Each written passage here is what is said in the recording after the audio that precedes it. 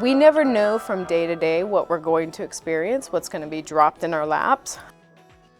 But I can tell you that on a day-to-day basis, I am very excited, anticipating what the next, what the next phone call or the next text message will bring.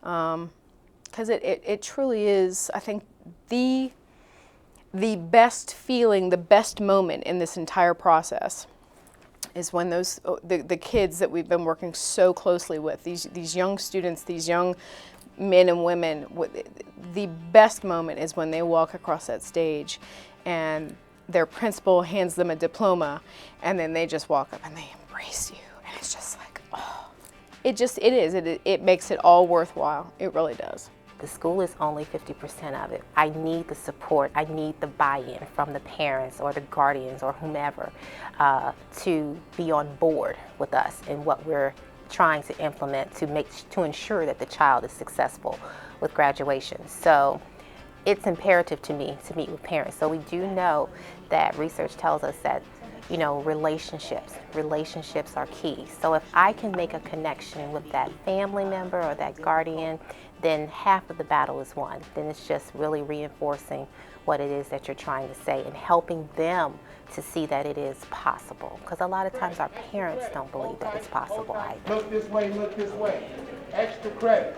Really do feel like that's one of the pieces that we're losing in education and that we're trying to get back, is that the relationship piece.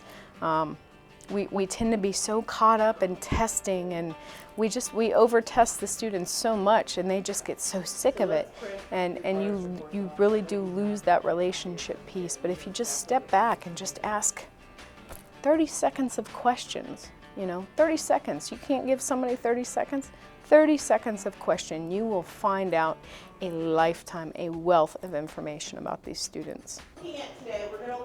And if I can do something, sometimes it's just as simple as doing a home visit and letting them know what their options are to get them back on track, then I'd rather do that preventative work than to wait until their senior year and then we have a much bigger problem. So I never turn any student down.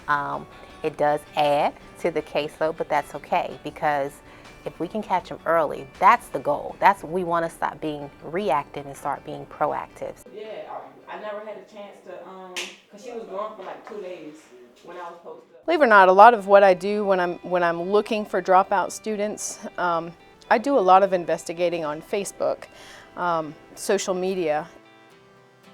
I was able to get a hold of this one young lady who was 19. She has 2 children, and she responded to me, and she wanted to come back. She was so close to finishing, but life takes priorities. Priority sometimes in these kids' life, just the everyday things that happen to them, and she wanted to come back, and we said, you're gonna come back. And she actually was homeless, so we were able to bring her back, found her a place to live. I transported her all over Newport News, picking up her items that were kind of scattered about in different people's places. We provided her with clothing, we basically got her life in order so that she could focus on finishing school. And in that process, we build amazing relationships with these students.